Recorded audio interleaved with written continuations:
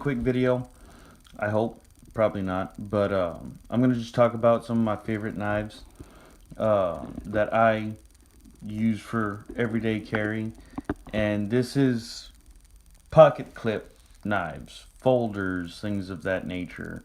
um, I'm not talking about the other knives that I like to carry, because I carry what people call old people knives, or whatever it is you want to call it. But um, right now, as of right now, if we're talking about folders, my absolute favorites are the benchmades, and I just cannot get enough of them.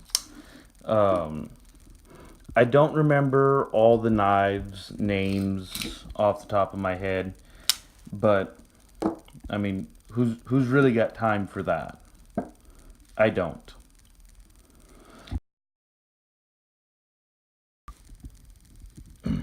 But I feel like I'm missing one.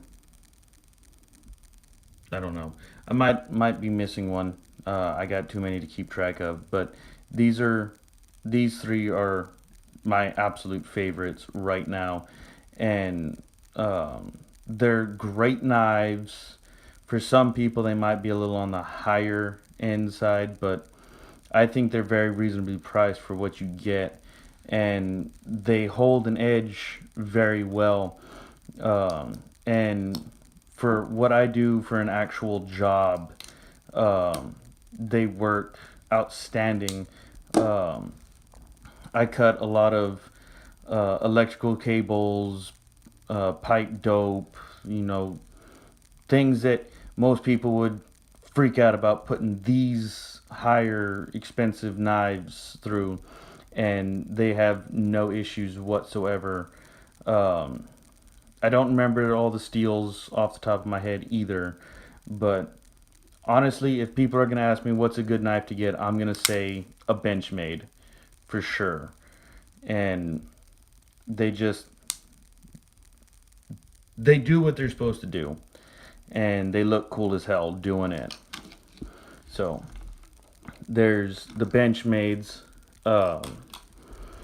This is my first Spyder, and as you can see, I've really put some hurting on this knife. A lot of my knives I get really lucky with. I find knives in dumb places.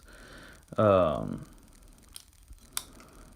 so I kind of don't feel bad about it sometimes, putting knives through hell. But the Spyder, or this one anyways, what I really like, I hate the way they look. I think this is an ugly knife. I really do. I hate the blade shape, and but what I love about this knife's bevel is uh, the fact that it's what I'm pretty sure this is what you'd call a 0 degree bevel. I would call this a 0 degree bevel, because it is just flat. It's from here to here. It's just one bevel, unlike your conventional knives where there's this piece up here to make the blade thicker and give it strength. I get that, and then the bevel comes down. But what I've seen with this Spyder is this lends itself really well for being resharpened, and it stays sharp as hell. Um, Again, don't really recall the name for this one, but or the steel for that matter. And it is one of the Chinese ones. It's not one of the American Spyder. So, I couldn't really give you a price range for it, because this is one that I found. I didn't pay for this one. And a new one that I picked up recently is this ZT. I really do like this knife. It's sharp as hell, but for me, this is more of a cut my overpriced steaks with kind of knife. I don't really like the size of it. It is a very wide, heavy knife, so I don't really carry this one very much. One of the things I like about the Benchmades, and the Spyderco is they're very light, they're slimmer, they're not very big and taking up a whole bunch of space in my pockets.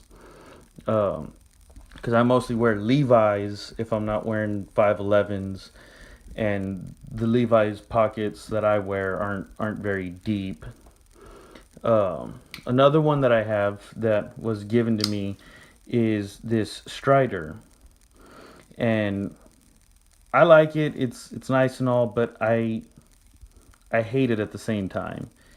Um, Pretty much for the same reason why I don't carry the ZT very much, because of the way it's made.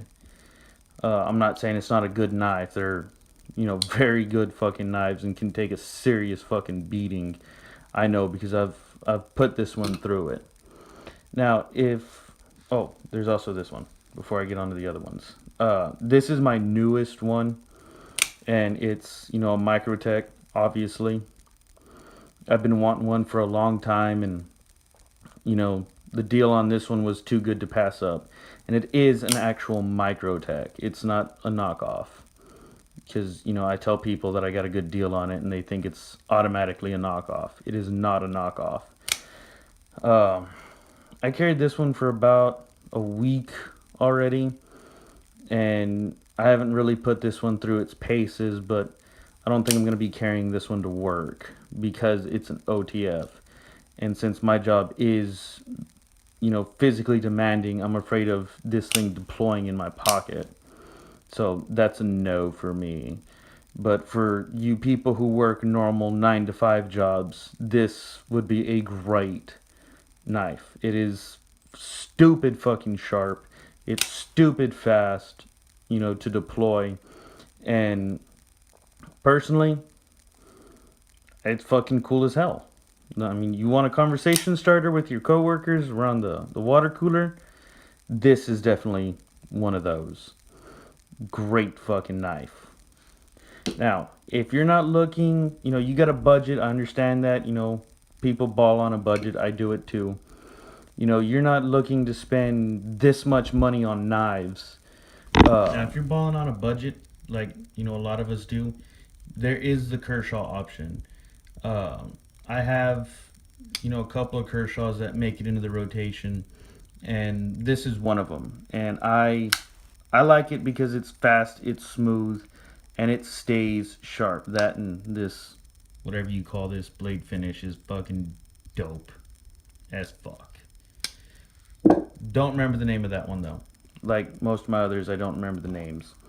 There's also this one, which I believe is the Leak. I don't know. What I really like about this one is the serial number. The serial number is fucking awesome on this one. But one of my absolute favorites is this one. The CRKT, I call them crickets. Because, cricket. Get it? The cricket fossil. This knife, it's not assisted. But it is on a ball bearing system. And it is smooth as fuck. I would definitely, and with the way this one holds an edge too, I'm not sure the steel again, but with the way this one holds an edge, I would pit this one, with my benchmades and my Spyderco and my Strider and my microtech. I would definitely put this knife in with all of these. Fuck these two, not those two.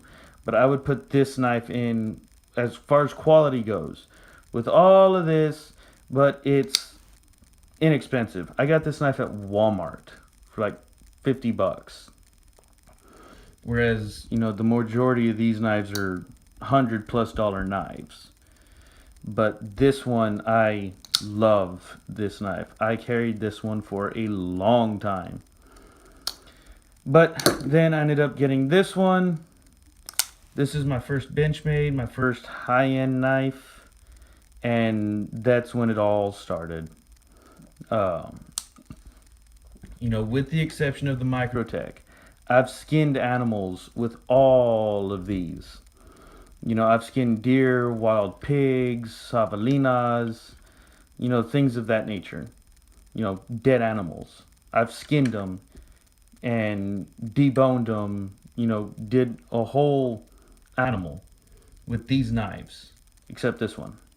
I've only had this one about a week, and I haven't killed anything this week. But all of these knives I've used to skin animals with, and they're amazing. Now, this one, this benchmade 940, I think this one's the this is an Osborne, just like my Rift. It's an Osborne design. This one, the Cricket Fossil, and the Spyder I've skinned wild boars with, and if you've ever skinned wild pigs, you know the fat, you know the armor that they have, and how you have to use multiple knives.